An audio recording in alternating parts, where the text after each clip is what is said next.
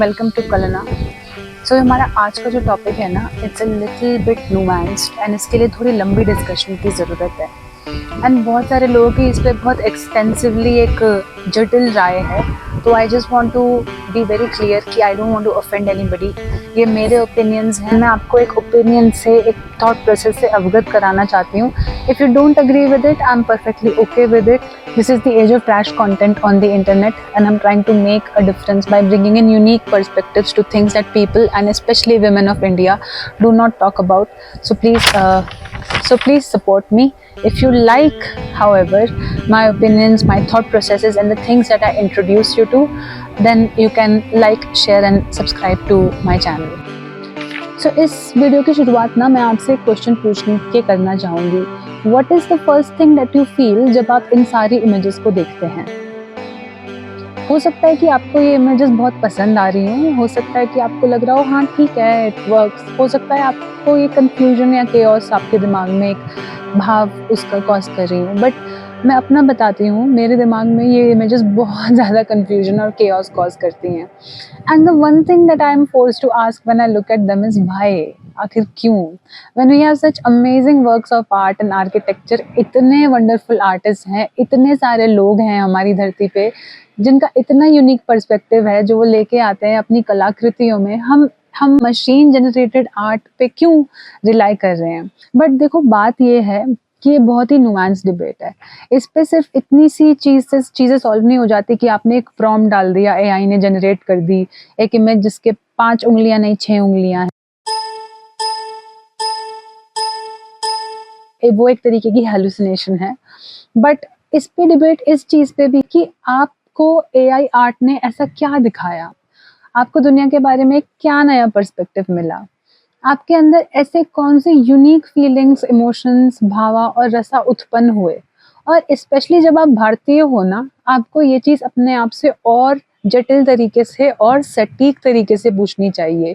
ये सवाल आपको इसलिए पूछना चाहिए क्योंकि you have a history, you have a brilliant history. इतना बड़ा आपका इतिहास है जहाँ पे सिर्फ आपके विजुअल आर्ट्स या हाथ से बनाई हुई कला नहीं, आपकी religious literature, all chemical literature, scientific literature, dance, drama, theatre, कि व्हेन यू एनालाइज दोज और जब आप उनको देख के एक पर्सपेक्टिव डेवलप करते हो ना आर्ट के बारे में, आपको वाकई में ये चीज़ बड़ी क्लियर हो जाती है कि यार ये तो इस लेवल तक तो नहीं है कि ये कोई नई डेप्थ या पर्सपेक्टिव दे पाए।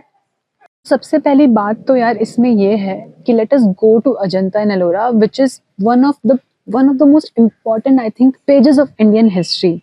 सेकेंड बीसी से सेकेंड एडी यानी 400 साल तक इन टेम्पल्स को गिल्ड्स आए और बनाते रहे। यानी ये लेगेसी सिर्फ एक जनरेशन के साथ नहीं खत्म हो गई, ये लेगेसी चलती रही और चलती ही रही। एंड सिर्फ एक तरीके की म्यूरल वॉल पेंटिंग्स यहाँ पे नहीं, बल्कि आपको पत्थर में तराशे हुए टेम्पल्स तक देखने को मिलते हैं, which is a feet and a Marvel in itself. तो इसकी अगर हम एक पेंटिंग की बात करें, बोधिसत्व वज्रपाणि, मुझे ये बहुत बहुत ही ज़्यादा ब्यूटीफुल लगती है। इसका रीज़न ये है, एक तो पहले जब आप इस चित्र को देखते हो ना, आपकी आंखें और आपके मस्तिष्क और आपके सोच की स्थिति चेंज हो जाती है। You go into a very शांत सॉर्ट ऑफ स्वभाव, आप एक बहुत ही ज़्यादा शांत रस में चले जाते हो। फिर जब आप बोधिसत्व वज्रपाणि की आंखों को एनालाइज करते हो ना, you almost go into that time, आप उन कंक्लूजन्स और उनके डिलेमास उनके साथ जीने लगते हो कि तब कैसा होता होगा, तब वो लोग क्या कपड़े पहनते होंगे, क्या सोचते होंगे, क्या कॉन्ट्रीब्यूशंस होंगे, क्या उनके रीति रिवाज रहे होंगे, क्या उनके साइंटिफिक बेंड ऑफ माइंड होगा। You think through a lot of things. And अगर हम दूसरी पेंटिंग के बारे में देखें, इंदिराज असेंट, जो मुझे वाकई में बहुत पसंद है। इसका रीज़न ये है कि एक तो ये जो म्यूरल वॉल पेंटिंग्स हैं, इनको flat surface that is a wall पे इनको पेंट किया गया, but still if we analyse Indira's ascent, he has a certain gait and a posture. He seems to be at the forefront. He's not really at the forefront because this is on a wall, but he seems to be at a forefront. एक perspective ऐसा बनाया गया है। उनका gate, उनका poster बहुत sturdy, एक vajra, it's like that of a vajra और a warrior. And if you see his apsaras और celestial nymphs in the background, if you see the clouds in the background, personality नजर आएगी इसमें, which is not possible necessarily not possible on a 2D surface, but हमारे अजंता नेलोरा के artist ने ये दर्शाया है। सो डेफिनेटली आपको एक यूनिक पर्सपेक्टिव इससे देखने को मिलता है। तो अब मैं आपको ये बताना चाहती हूँ कि अजंता एलोरा की जो पेंटिंग्स है ना, they are one of the oldest living paintings in the world. And अगर आप एक पेंटिंग को देखेंगे जैसे कि अडोरेशन ऑफ बुद्धा, तो ऑल्दो इसमें बहुत सारे सब्जेक्ट्स हैं, यानी बहुत सारे पात्र हैं इस पेंटिंग में। ये पेंटिंग में वाइट स्पेस की कमी है because there is so much going on, but still it invites you, है ना। आपको ऐसा लगता है कि यार हम इस सभा में होते तो हम बुद्ध के मुंह से क्या सुनते।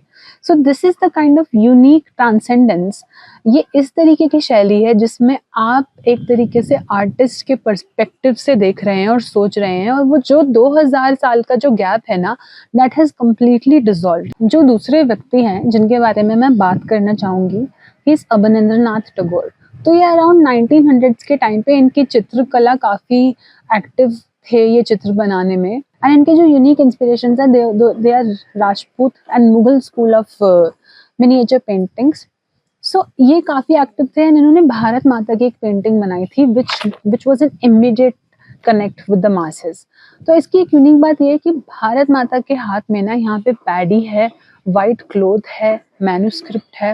These are all things that are related to daily living life of Indians. और उस वक्त स्वदेशी मूवमेंट भी चल रहा था, तो सोचो कितना सोच लगाया है। एंड भारत माता को उन्होंने इतना डिवाइन दिखाया है बट स्टिल अनटेनेबल नहीं दिखा। In his work you see the kind of divinity in a common culture, कि नहीं, like if you want you can also channel the divinity within you. So that is the sort of transcendence and oneness perspective that Abanindranath brings.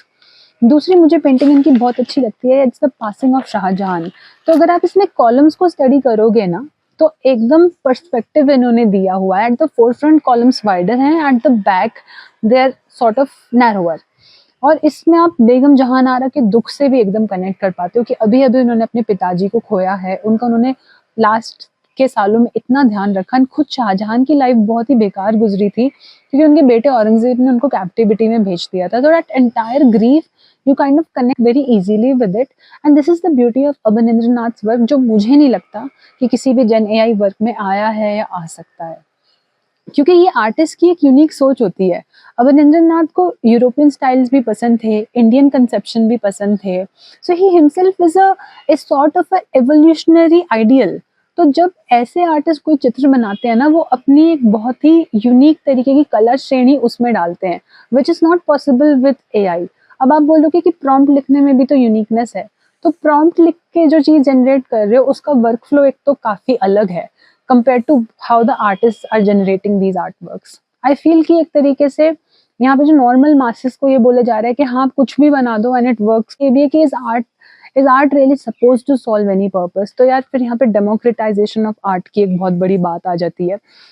See, I don't believe that art is supposed to be democratic. Art for art's sake is a very wrong concept. ऐसा नहीं होना चाहिए, because यही तो एक चीज है जो हमको एक हायर आइडियल पे लेके जाएगी। तो जब तक आप उतने अच्छे नहीं बने, आप एक्सेप्ट करो कि यार मैं इतना अच्छा नहीं हूँ, अभी तक नहीं बना हूँ, बट हाँ मैं ब्यूटी और एस्थेटिक्स को इम्बाइब कर रहा हूँ अपनी लाइफ में। But definitely it perhaps is not a work that is going to put you in another realm of time and in another state of mind. So the third person that I would like to introduce you, इनकी पिक्चरें देख लो, काफी सारे जीवन में शैलियां आपको समझ में आ जाएंगी। His films are like meditation. लगता है सत्यजीत रे is the one I'm talking about here. A director par excellence, a pinnacle of Bengali intellect. इनके जैसा I think आज तक कोई डायरेक्टर पैदा हुआ ही नहीं। इनके खुद के इन्फ्लुएंसेस इतने यूनिक थे। And one thing he was very clear about, इन्होंने कई बार अपने इंटरव्यूज में ये चीज कही है कि अगर आपको कोलकाता या बनारस जैसी जगह को डिपिक्ट करना है ना, आपको कोलकाता और बनारस की गली में जाना पड़ेगा। You can not do it with in a studio, with in studio lights. And in fact ये मानते भी थे कि ऐसी शूटिंग करने में दिक्कत बहुत आती है because you have a lot of crowd coming up, जो आपकी शूटिंग को बहुत डिसरप्ट करता है।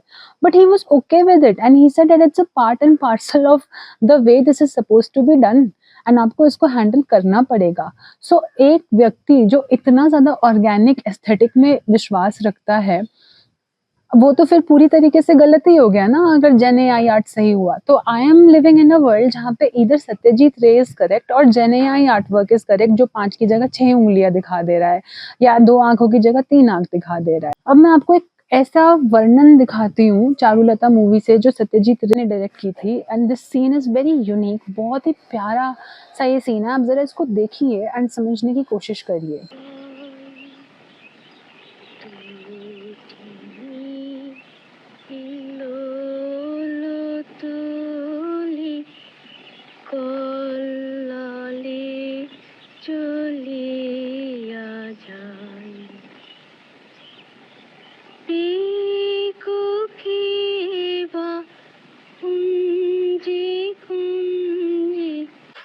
सो अगर मैं सच बताऊँ तो ये इस वीडियो का 16वां शॉट है, and the reason is because मेरे बहुत सारे डिबेट्स मेरे फ्रेंड्स और कलीग से भी हुए, जो इस चीज़ पे मुझे गाइड कर रहे थे कि ये वीडियो कैसे बनाना चाहिए। And because I am new to YouTube, चीज़ें बहुत गड़बड़ हो जाती हैं, मुझे लैंग्वेज पे अभी इतना कमांड नहीं है। So I am still learning and I hope to do more of this soon, क्योंकि ये एक यूनिक पर्सपेक्टिव्स मैं लेके आना चाहती हूँ। बट अपार्ट फ्रॉम दैट, खुद जेन एआई इमेजरी और आर्ट वर्क जनरेशन का जो टॉपिक है वो इतना सेंसिटिव है ना, तो जहाँ तक मुझे लगता है ना कि इसको कंप्लीटली ट्रैश भी नहीं करना चाहिए। अगर आप इसके साथ कुछ बहुत अच्छा कर सकते हो, well and good, do that. शायद आप कुछ यूनिक कर जाओ, शायद आप उसको यूज करके कुछ और ही नया बना दो through your own tools and whatever. Perhaps you could do that, and then it's great, then it's a new kind of perspective. But I feel कि ये भी समझना चाहिए कि इसका पर्पस क्या है। ये it's a result of a very capitalistic society, and इसकी लिमिटेशंस क्या है। मतलब ये ह्यूमैनिटी की डायमेंशंस तो नहीं चेंज कर सकता।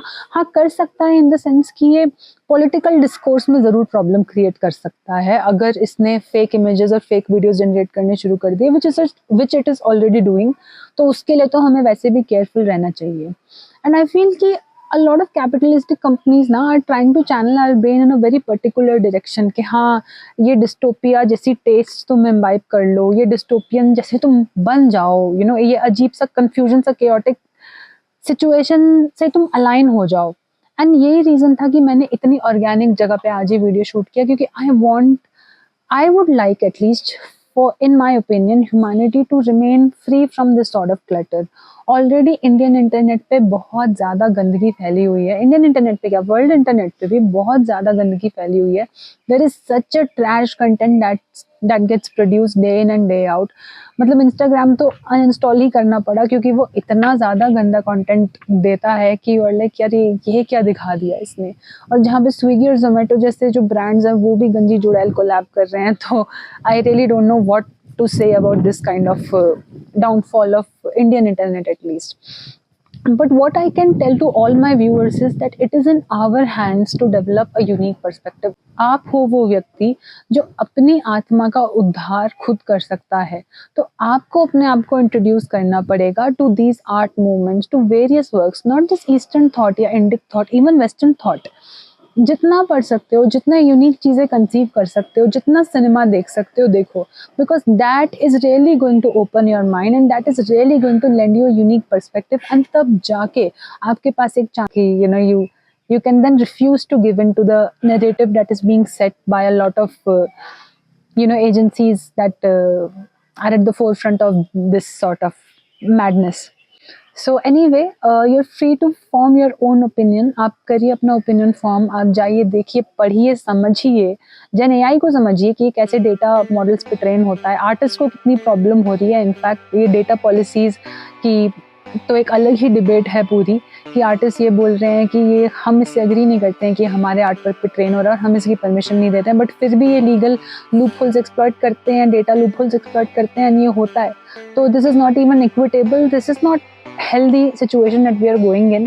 A lot of tasks can be automated very well, but artistry is not one of them, because it requires a very unique and fresh perspective, and you run the risk of going into an AI fatigue when you see all of that. जैसे trash content से हम कैसे थक से गए हैं ना, वैसे एक पॉइंट ऐसा आएगा जब हमारे अंदर इसमें भी नाहिलिज्म के थॉट्स आने लगेंगे इसके थ्रू भी, कि यार ये क्या है, ये तो सब जगह देखते हैं। तो ऐसा मत कीजिए, अपने दिमाग को उस थकान में नहीं जाने दीजिए। Life is a very beautiful thing, it's suppose to be enjoyed in all its fullness, all its colours and all its glories.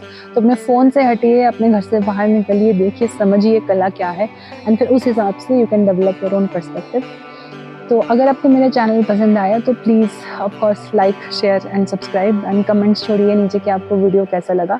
I really like to hear your opinion. And once again मैं जाते-जाते ये कहूँगी कि मेरा मकसद किसी को offend करना नहीं था। अगर आप इससे एग्री नहीं करते हैं, you are entirely free, and मुझे बताइएगा ज़रूर कि व्हाई यू डोंट एग्री और एग्री विद व्हाट आई